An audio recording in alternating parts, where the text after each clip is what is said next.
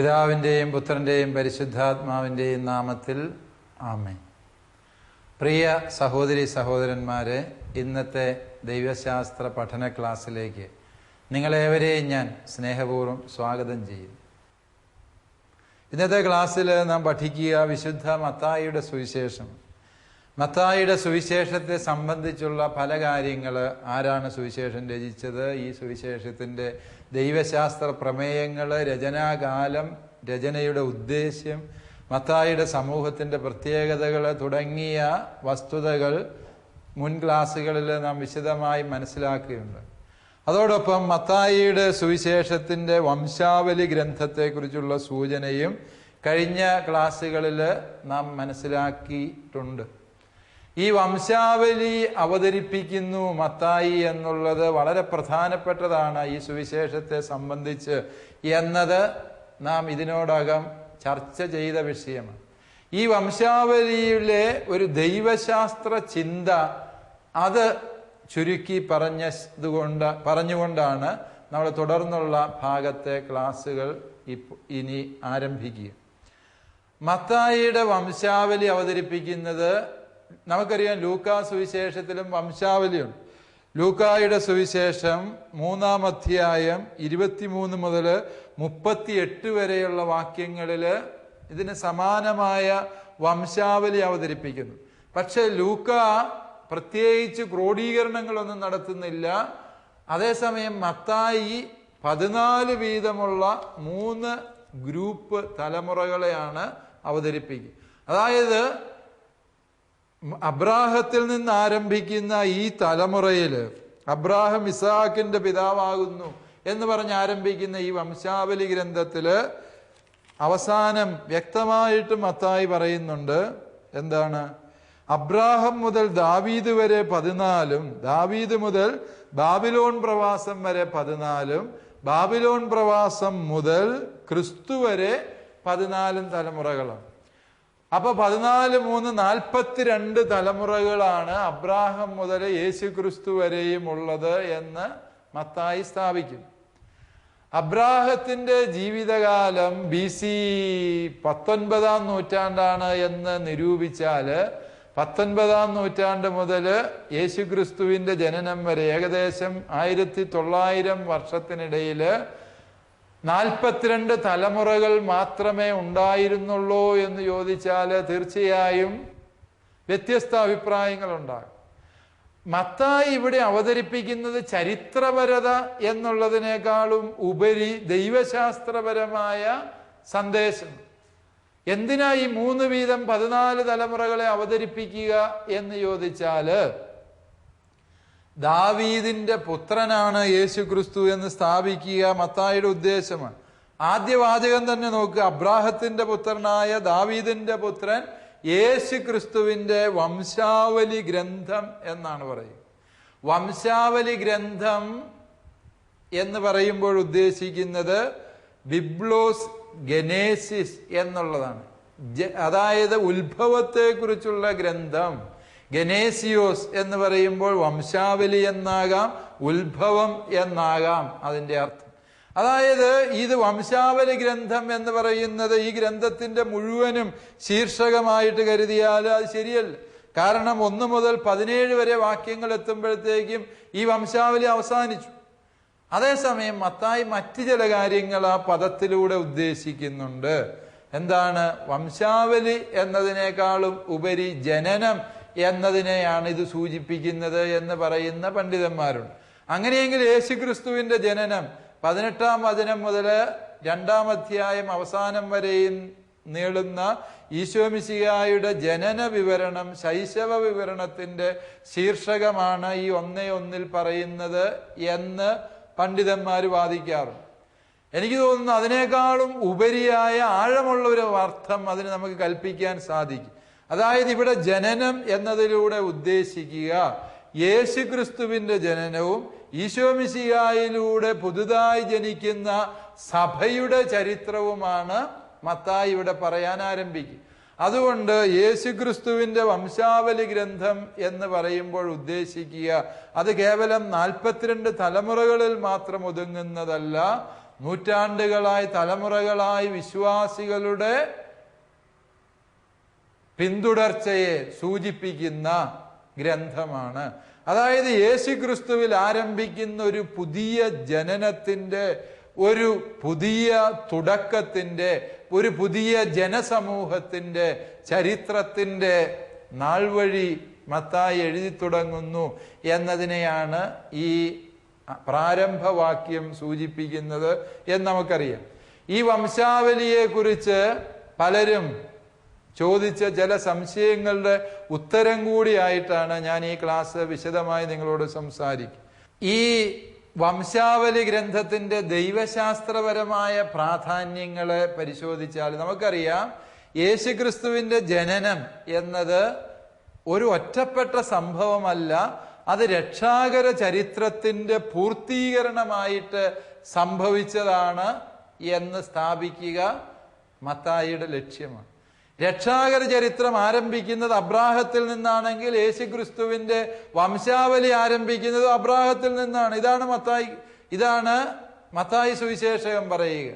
അതായത് ക്രിസ്തു യേശുവിലുള്ള വിശ്വാസം സ്വീകരിച്ചവൻ ഒരു ഒറ്റപ്പെട്ട ജനവിഭാഗമല്ല, മറിച്ച് അവരെ ഈ രക്ഷാകര ചരിത്രത്തിന്റെ നേർ അവകാശികളാണ്, പിന്തുടർച്ചക്കാരാണ് എന്ന് സ്ഥാപിക്കാൻ ക്രിസ്തുമതം കൂണുപോലെ എവിടെ നിന്നോ പൊട്ടിമുളച്ചു വന്നതല്ല, മറിച്ച് ദൈവത്തിന്റെ രക്ഷാകര പദ്ധതിയുടെ തുടർച്ച ക്രിസ്തുമതത്തിലാണ് സംഭവിച്ചത് എന്ന് സ്ഥാപിക്കാൻ മത്തായിക്ക് വളരെ എളുപ്പത്തിൽ ഈ വംശാവലിയുടെ അവതരണത്തിലൂടെ സാധിച്ചു എന്നത് സത്യമാണ്.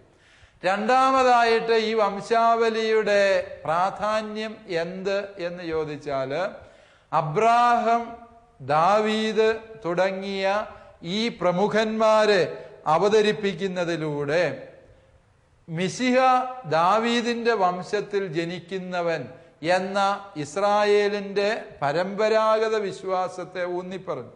അതായത്, അല്ലയോ ഇസ്രായേൽ ജനമേ, നിങ്ങൾ നാളിതുവരെ ആരെയാണോ മിശിഹായായിട്ട് പ്രതീക്ഷിച്ച് കാത്തിരുന്നത്, അതേ മിശിഹായാണ് യേശു ക്രിസ്തുവിൽ മനുഷ്യാവതാരം ചെയ്ത് വന്നത്. നാളിതുവരെയും നിങ്ങൾ കാത്തിരുന്നവൻ മനുഷ്യാവതാരം ചെയ്തപ്പോൾ അവനെ തിരിച്ചറിയാതെ പോകുന്നത് വിവരദോഷമാണ്. അതുകൊണ്ട് വരിക, യേശുവിൽ വിശ്വസിക്കുക എന്നുള്ള വലിയ ക്ഷണവും കൂടി ഇസ്രായേൽ സമൂഹത്തിന് നൽകാൻ മത്തായിക്ക് ഈ വംശാവലിയുടെ അവതരണത്തിലൂടെ സാധിക്കുന്നു എന്നുള്ളത് സത്യമാണ്. മൂന്നാമതായി ഈ വംശാവലി അവതരണത്തിന്റെ പ്രത്യേകത എന്ത് എന്ന് ചോദിച്ചാല്, ഈ വംശാവലിയിലൂടെ വലിയൊരു സത്യം മത്തായി അവതരിപ്പിക്കുന്നത്, ഇത് യേശുക്രിസ്തുവിന്റെ വംശാവലി മാത്രമല്ല, മറിച്ച് ഈ വംശാവലി എന്നുള്ളത് ആത്യന്തികമായി സഭയുടെ ചിത്രം തന്നെയാണ്. മത്തായിയുടെ സമൂഹത്തിൽ നിലനിന്നിരുന്നൊരു പ്രശ്നത്തിനുള്ള ഉത്തരം കൂടി മത്തായിയുടെ പറഞ്ഞു. എന്താണ് ആ ഉത്തരം എന്ന് ചോദിച്ചാല്, ഈ മത്തായി പറയുന്നത്, നോക്കുക, രക്ഷാകര ചരിത്രത്തില് അടിസ്ഥാനപരമായി വിജാതീയർക്കും സ്ഥാനമുണ്ട്. രക്ഷാകര ചരിത്രം വിജാതീയരുടെയും കൂടെ ചരിത്രമാണ്, തെരഞ്ഞെടുക്കപ്പെട്ടവന്റെ മാത്രം ചരിത്രമല്ല. വിജാതീയ സ്ത്രീകളെ അവിടെ ഉൾപ്പെടുത്തുന്നുണ്ട്. നമുക്കറിയാവുന്നതാണ് താമാർ, റാഹാബ്, അതുപോലെ റൂത്ത്, ബത്സേബ, ഹിത്യവംശജയായ ബത്സേബ. ഇങ്ങനെ വിജാതീയരുടെ പേര് പറഞ്ഞിരുന്ന ഈ സ്ത്രീകള്, അതും സ്വഭാവ ശുദ്ധി കുറഞ്ഞത് എന്ന് വിലയിരുത്താവുന്ന ഈ സ്ത്രീകളെ ഉൾപ്പെടുത്തുന്നതിലൂടെ മത്തായി സഭയുടെ നേർചിത്രം വരച്ചു കാണിക്കുക. എന്താ ചിത്രം എന്ന് ചോദിച്ചാൽ, ഈ സഭ തെരഞ്ഞെടുക്കപ്പെട്ട അബ്രാഹവും ദാവീദും തുടങ്ങിയ വലിയ പ്രമുഖന്മാരുടെ മാത്രം സഭയല്ല, പ്രത്യേകിച്ച് മേൽവിലാസമോ അവകാശവാദങ്ങളോ ഉന്നയിക്കാനില്ലാത്ത സാധാരണക്കാരന്റെയും പാപികളുടെയും വിജാതീയരുടെയും സഭ കൂടിയാണ് ക്രിസ്തുവിൽ സ്ഥാപിതമായത്. കാരണം രക്ഷാകര ചരിത്രത്തിൽ ഈ പറയപ്പെടുന്നവർക്കെല്ലാം സ്ഥാനമുണ്ട് എന്ന് സ്ഥാപിക്കുന്നതിലൂടെ യേശുക്രിസ്തുവിന്റെ സഭയിലും ഈ പറഞ്ഞവർക്കെല്ലാം സ്ഥാനമുണ്ടായിരിക്കണം എന്ന് തന്നെയാണ് മത്തായി വംശാവലിയിലൂടെ അവതരിപ്പിക്കുന്നത് എന്ന് നമുക്കറിയാം. നാലാമതായി വംശാവലിയുടെ അടിസ്ഥാനം എന്ന് പറഞ്ഞാൽ, ദൈവശാസ്ത്രപരമായ പ്രമേയം എന്ന് പറഞ്ഞാൽ ഉദ്ദേശിക്കുക പഴയ നിയമത്തിലെ മോശയായിട്ട് യേശുവിനെ അവതരിപ്പിക്കുക എന്നുള്ള വലിയ ഒരു ആശയം മത്തായിയുടെ സുവിശേഷത്തിൽ ഉടനീളമുണ്ട് എന്നും, ഗിരിപ്രഭാഷണം മോശയുടെ 5 പുസ്തകങ്ങളുടെ പ്രാരംഭമായ ഗ്രന്ഥത്തെ സൂചിപ്പിക്കുന്നതാണ് തുടങ്ങിയ ആശയങ്ങളൊക്കെ നമ്മൾ കഴിഞ്ഞ ക്ലാസ്സിൽ പഠിച്ചതാണ്. മത്തായിയെ സംബന്ധിച്ചിടത്തോളം ക്രിസ്തു എന്നത് പുതിയ നിയമത്തിലെ മോശയാണ്. ഈ മോശയെ അവതരിപ്പിക്കുമ്പോൾ മത്തായിക്ക് ഈ പഴയ നിയമത്തിന്റെ പശ്ചാത്തലം വളരെ സഹായകമാണ്. കർത്താവായ യേശു ക്രിസ്തു പുതിയ നിയമത്തിലെ മോശയാണ്. കാരണം മോശയിലൂടെ അരുളി ചെയ്യപ്പെട്ടവയെല്ലാം യേശുവിൽ പൂർത്തിയായി എന്ന് പറയുമ്പോൾ, പഴയ നിയമത്തിൽ മോശ എപ്രകാരം ദൈവജനത്തിന്റെ നായകനായോ അതുപോലെ പുതിയ നിയമത്തിന്റെ നായകനായ യേശു ക്രിസ്തു പ്രവർത്തിച്ചു എന്ന് സ്ഥാപിക്കുക മത്തായിയുടെ പ്രഥമ ലക്ഷ്യങ്ങളിലൊന്ന്. ഈ ലക്ഷ്യം സാക്ഷാത്കരിക്കാൻ പുതിയ നിയമത്തെ പഴയ നിയമവുമായി ബന്ധിപ്പിക്കുന്ന കണ്ണിയാಗಿ വംശാവലി ഗ്രന്ഥം നിലകൊള്ളുന്നു എന്നതും ഈ വംശാവലി ഗ്രന്ഥത്തിന്റെ ദൈവശാസ്ത്രപരമായ സവിശേഷതയാണ് എന്ന് നിങ്ങൾ മനസ്സിലാക്കും. ഈ വംശാവലിയെ പഠിച്ച ശേഷം നാം ചെന്നെത്തുക 18-ാം വചനത്തിലാണ്. യേശുക്രിസ്തുവിന്റെ ജനനം ഇപ്രകാരമായിരുന്നു എന്ന് പറഞ്ഞ് ആരംഭിക്കുകയാണ് മത്തായി. യേശുക്രിസ്തുവിന്റെ ഈ ജനനത്തെ കുറിച്ച് പറയുമ്പോൾ ഇതെവിടെയാണ് ഈ ജനനം നടന്നത് അത് മത്തായി പറയുന്നു. അതേസമയം 2-ാം അധ്യായത്തിന്റെ 1-ാം വചനത്തിൽ പറയുന്നുണ്ട് ഈ സ്ഥലത്തെ കുറിച്ച്. ഹെറോദേസ് രാജാവിന്റെ ഗാലയായിലെ ബേത്ലഹേമിൽ യേശു ജനിച്ചപ്പോൾ, ജനിച്ചതിനെ വിവരിച്ച ശേഷം ആണ് മത്തായി ജനന സ്ഥലം ഏതാണ് എന്ന് പറയുക. അതായത് മത്തായിക്ക് ബേത്ലഹേം പ്രധാനപ്പെട്ട പട്ടണം തന്നെ. കാരണം ദാവീദിന്റെ പുത്രന് ജനിക്കാൻ ഏറ്റവും അനുയോജ്യമായ സ്ഥലം ദാവീദിന്റെ പട്ടണമായ ബേത്ലഹേം തന്നെയാണ്. ജെറുസലേമിൽ നിന്ന് 6-7 കിലോമീറ്റർ തെക്കുമാറി സ്ഥിതി ചെയ്യുന്ന ഈ ബേത്ലഹേം ഗ്രാമത്തിലാണ് ദാവീദ് ജനിച്ചത് എന്നും ദാവീദ് ആടുമേയിച്ച് നടന്നത് എന്നുമൊക്കെ നമ്മൾ സാമുവേലിന്റെ പുസ്തകത്തിന്റെ പശ്ചാത്തലത്തിൽ മനസ്സിലാക്കുന്നു. അതുകൊണ്ട് ദാവീദിന്റെ പുത്രന് ജനിക്കാൻ ഏറ്റവും അനുയോജ്യമായ പട്ടണം ബേത്ലഹേമാണ്. നമ്മൾ നോക്കുക, ഈ ബേത്ലഹേം യേശുവിന്റെ സ്വന്തം പട്ടണം എന്ന മട്ടിലാണ് ഇവിടെ മത്തായി അവതരിപ്പിക്കുക. ലൂക്കാ സുവിശേഷകനിൽ ഒരു വ്യത്യാസം നമുക്ക് കണ്ടെത്താൻ സാധിക്കും. ലൂക്കായിൽ യേശുവിന്റെ പട്ടണം എന്ന് പറയുന്നത് മറ്റൊരു പട്ടണം. ഈ പട്ടണത്തിൽ നിന്ന് ബേത്ലഹേത്തേക്ക് യേശു വരുന്നത് കനേഷുമാരിയിൽ അഗസ്റ്റസ് സീസറിന്റെ കൽപ്പന പ്രകാരം നടന്ന ജനസംഖ്യാ കണക്കെടുപ്പിൽ പേര് രേഖപ്പെടുത്താൻ വേണ്ടി വരുന്നത് കൊണ്ടാണ് അവർ ബേത്ലഹേമിലെത്തിയത്. അതേസമയം മത്തായിയുടെ സുവിശേഷത്തിൽ കാര്യങ്ങൾ വ്യത്യസ്തം. മത്തായിയുടെ സുവിശേഷത്തിൽ ബേത്ലഹേം യേശുവിന്റെ പട്ടണം തന്നെ. മത്തായിയുടെ സുവിശേഷത്തിലും പറയുന്നുണ്ട് യേശു നസ്രത്തിൽ പോയി താമസിച്ചു എന്ന്. കാരണം തിരുക്കുടുംബം ഈജിപ്തിൽ പോയി തിരികെ വരുമ്പോൾ അർക്കലാവൂസിന്റെ ഭരണത്തെ ഭയന്ന് അവര് നസ്രത്തിൽ പോയി താമസിച്ചു എന്നാണ് മത്തായി പറയുക. അതേസമയം ലൂക്കായുടെ സുവിശേഷത്തിൽ യേശുവിന്റെ സ്വന്തം പട്ടണം നസ്രത്താണ്. ജോസഫും മേരിയും താമസിച്ചിരുന്ന നസ്രത്തിലാണ്. ഈ നസ്രത്തിൽ നിന്ന് കനേഷുമാരി കണക്കെടുപ്പിന് വേണ്ടി ബേത്ലഹേത്ത് വരികയും ഈ ബേത്ലഹേത്ത് നിന്ന് കണക്കെടുപ്പ് കഴിഞ്ഞപ്പോൾ അവര് തിരികെ സ്വന്തം നാട്ടിലേക്ക് പോവുകയും ചെയ്തു എന്ന രീതിയിലാണ് ലൂക്ക അവതരിപ്പിക്കുന്നത്. പക്ഷെ മത്തായിയിൽ കാര്യങ്ങൾ വ്യത്യസ്തമാണ്. പക്ഷെ ഈ വിവരണങ്ങൾ വ്യത്യസ്തമാണ് എന്ന് പറയുമ്പോഴും അടിസ്ഥാന കാര്യത്തിൽ ഇവർ രണ്ടുപേരും യോജിക്കുന്നു. യേശു ജനിച്ചത് ബേത്ലഹേം നഗരത്തിലാണ് എന്ന് മത്തായിയും ലൂക്കായും ഒരുപോലെ പറയും. രണ്ടാമതായുള്ള യോജിപ്പ് എന്ന് പറയുന്നത് ജനനത്തിന് ശേഷം യേശു വളർന്നത് നസ്രത്തിലാണ് എന്ന് മത്തായിയും ലൂക്കായും പറയുന്നു. അതുകൊണ്ട് അടിസ്ഥാനപരമായ വ്യത്യാസം ഇവരുടെ വിവരണങ്ങളിലില്ല. മറിച്ച് യേശുവിന്റെ സ്വന്തം മാതൃ ഗ്രാമം ഏത് എന്ന് ചോദിച്ചാൽ മത്തായിയും ലൂക്കായും പറയുന്ന ഉത്തരങ്ങള് വ്യത്യസ്തമായിരിക്കും എന്ന സൂചനയാണ് നമ്മൾക്ക് ഈ സുവിശേഷത്തിൽ നിന്ന് ലഭിക്കുക. കഴിഞ്ഞ ക്ലാസ്സിൽ ഞാൻ നിങ്ങളോട് വിശദീകരിച്ചിരുന്നു, ഈ യൗസേപ്പ് പിതാവിനെ പൂർവ്വ യൗസേപ്പിന്റെ പശ്ചാത്തലത്തിലാണ് അവതരിപ്പിക്കുന്നത് എന്ന്. കാരണം ഈ യൗസേപ്പ് പൂർവ്വ യൗസേപ്പിനെ പോലെ ഈജിപ്തിലേക്ക് പോകുന്നവനാണ്, ദൈവത്തിന്റെ ദർശനങ്ങൾ കിട്ടുന്നവനാണ്. 2 യൗസേപ്പുമാരും പരിശുദ്ധരാണ്, ബ്രഹ്മചാരികളായി ജീവിക്കാൻ ആഗ്രഹിച്ചവരാണ്, പ്രലോഭനങ്ങളെ അതിജീവിച്ചവരാണ് തുടങ്ങിയ സാമാന്യപരമായ സാദൃശ്യങ്ങളെ കുറിച്ച് കഴിഞ്ഞ ക്ലാസ്സിൽ നാം മനസ്സിലാക്കുകയുണ്ടായി. പക്ഷെ ഈ യേശുവിന്റെ ജനന വിവരണത്തിന് പൂർവ്വ യൗസേപ്പുമായിട്ട് യേശുവിന്റെ പിതാവായ ജോസഫിനുള്ള സാമ്യത്തെക്കുറിച്ച് പറയുമ്പോൾ തന്നെ നാം മനസ്സിലാക്കുക, മത്തായിയുടെ ഊന്നല് യൗസേപ്പ് എന്ന മനുഷ്യനെ അവതരിപ്പിക്കുക എന്നുള്ളതിനും അപ്പുറത്ത് ക്രിസ്തു ശാസ്ത്രപരമായ ചില അടിസ്ഥാന ചിന്തകൾ മത്തായി പങ്കുവയ്ക്കുക. നോക്കുക, ഇവിടെ അവതരിപ്പിക്കുന്നതിൽ യേശു ദൈവപുത്രനാണ് എന്ന സത്യം പരിശുദ്ധാത്മാവിനാൽ ഗർഭിണിയായ മറിയത്തെ അവതരിപ്പിക്കുമ്പോൾ യേശു ദൈവപുത്രനാണ് എന്ന അടിസ്ഥാനപരമായ ക്രിസ്തു ദർശനം മത്തായി അവതരിപ്പിച്ചു. രണ്ടാമതായിട്ട് വീണ്ടും നമ്മൾ നോക്കുക മറ്റൊരു അടിസ്ഥാനപരമായ ക്രിസ്തു ദർശനം എന്താണ്? അവൻ തൻ്റെ ജനത്തെ അവരുടെ പാപങ്ങളിൽ നിന്ന് മോചിക്കും. 21-ാം വചനം. അതായത് ക്രിസ്തുവിൻ എന്തിനു വേണ്ടി ഭൂമിയിൽ വന്നു? ലോകത്തിന്റെ രക്ഷയ്ക്ക് വേണ്ടി, മനുഷ്യകുലത്തിന്റെ പാപവിമോചനത്തിന് വേണ്ടിയാണ് അവൻ വന്നത് എന്ന അടിസ്ഥാനപരമായ സത്യം. മൂന്നാമതായിട്ട് അവൻ ദൈവം നമ്മോടുകൂടെ എന്നർത്ഥമുള്ള എമ്മാനുവേൽ എന്ന് വിളിക്കപ്പെടും. നോക്കുക, ഈ എമ്മാനുവേൽ എന്ന് പറയുന്നത് ആത്യന്തികമായി ദൈവം നമ്മോടുകൂടെ എന്ന്.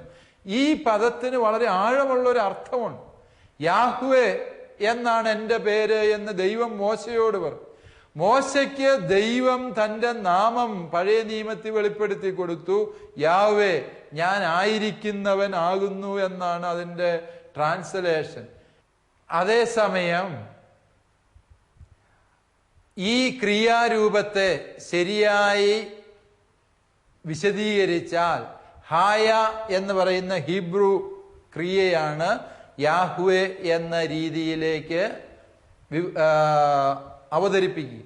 ഈ ക്രിയാരൂപത്തെ ശരിയായ വിധത്തിൽ വിവരിച്ചാൽ പ്രിയപ്പെട്ടവരെ നമുക്ക് മനസ്സിലാകും, ദൈവം മനുഷ്യന്റെ കൂടെയുണ്ട് എന്ന അർത്ഥത്തിൽ ഈ ക്രിയാരൂപത്തെ വ്യാഖ്യാനിക്കാൻ സാധിക്കും.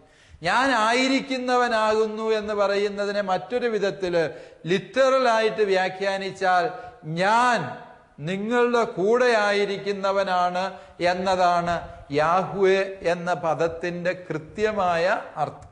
നോക്കുക, എമ്മാനുവൽ എന്നതിലൂടെ വിശദീകരിക്കപ്പെടുന്നതും ഇതേ അർത്ഥം തന്നെയാണ് എന്ന് പറയുമ്പോൾ മത്തായി ഒരു വലിയ ദൈവശാസ്ത്രം ഇവിടെ ഈ പാഠഭാഗത്ത് ഉൾച്ചേർക്കുകയാണ്. പഴയ നിയമത്തിലെ യാഹ്വേ തന്നെയാണ് പുതിയ നിയമത്തിൽ എമ്മാനുവലായിട്ട് അവതരിച്ച് മനുഷ്യനോടൊത്ത് വസിക്കുക എന്ന് പറയുമ്പോൾ ഓർക്കുക, ക്രിസ്തുവിന്റെ ദൈവീകതയുടെ ആധികാരികമായ സാക്ഷ്യമായി മത്തായിയുടെ ഈ ശൈശവ വിവരണം മാറുന്നില്ലേ എന്ന് ചിന്തിച്ചു നോക്കും. അതുകൊണ്ട് മത്തായി സുവിശേഷകൻ അടിസ്ഥാനപരമായി ഇവിടെ അവതരിപ്പിക്കുന്നത് യേശു ക്രിസ്തു ആര് എന്ന സത്യം മനസ്സിലാക്കണം. അവൻ ദൈവപുത്രനാണ്, കന്യകയിൽ നിന്ന് ജനിച്ചവനാണ്, ലോകത്തിന്റെ പാപങ്ങൾ നീക്കുന്നവനാണ്, സർവോപരി പഴയ നിയമത്തിലെ യാഹ്വേയ്ക്ക് തുല്യനായ ദൈവമാണവൻ എന്ന വലിയ സത്യത്തെ മത്തായി ഇവിടെ അവതരിപ്പിക്കുന്നു. ദൈവം നമ്മെ സമൃദ്ധമായി അനുഗ്രഹിക്കും.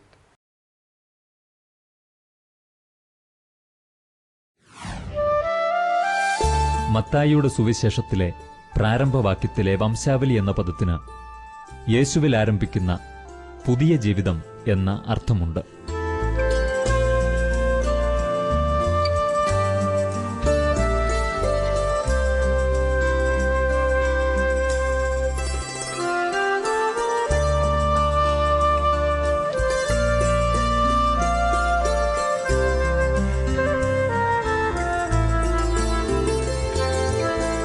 പുതിയ നിയമ ജനത പഴയ നിയമത്തിന്റെ തുടർച്ചയാണെന്ന് സ്ഥാപിക്കാനാണ് മത്തായി വംശാവലി ഉപയോഗിക്കുന്നത്.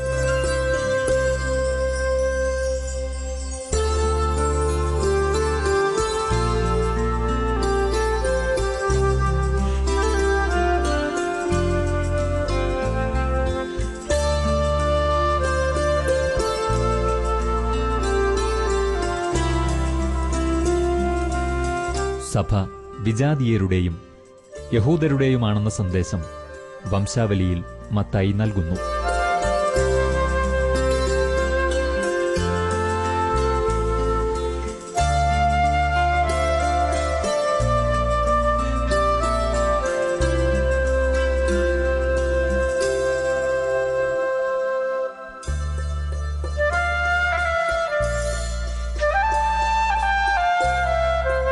ക്രിസ്തുവിന്റെ ജനന വിവരണത്തിലൂടെ ക്രിസ്തുവിജ്ഞാനീയത്തിന്റെ അടിസ്ഥാന സത്യങ്ങളാണ് മത്തായി അവതരിപ്പിക്കുന്നത്.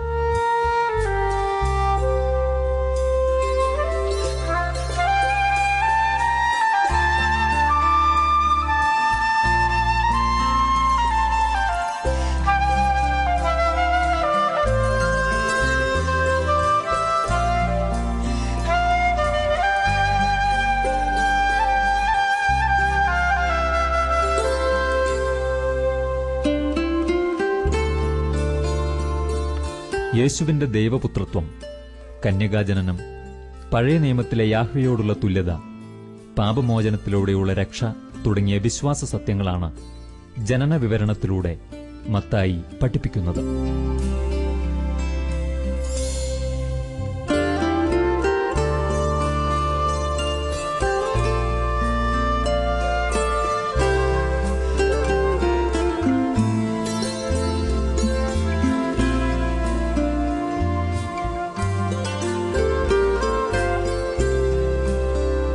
ഇന്നത്തെ ചോദ്യങ്ങൾ.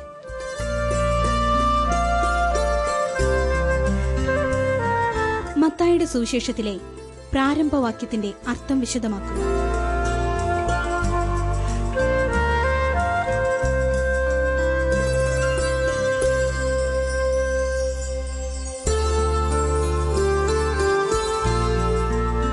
മത്തായിയുടെ സുവിശേഷത്തിലെ വംശാവലി വിവരണത്തിന്റെ ദൈവശാസ്ത്രപരമായ അർത്ഥം വിശദമാക്കുക.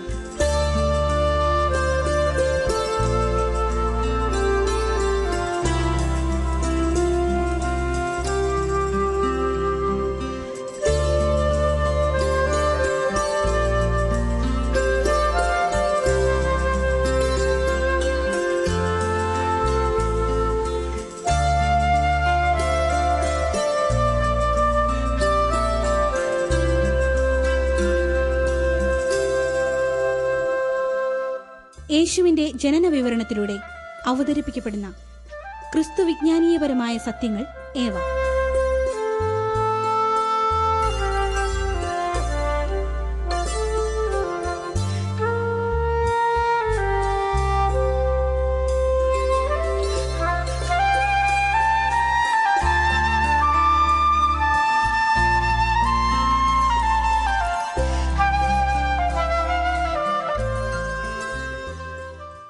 കോഴ്സുകളെക്കുറിച്ചുള്ള വിശദ വിവരങ്ങൾക്ക് the director, alpha institute of theology and science, Sandeshabhavan, post box number 70, Thalassery 670101. Telephone 049023444727, 2343707. Email alfits@gmail.com. Website www.alphathalassery.com. ഈ പ്രോഗ്രാമിനെക്കുറിച്ചുള്ള അഭിപ്രായങ്ങളും നിർദ്ദേശങ്ങളും ഞങ്ങളെ അറിയിക്കുക. വിലാസം: the producer, Theologia, Shalom television, Peruvannamuzhi PO, Kozhikode 673528. Phone 0496 266 3600.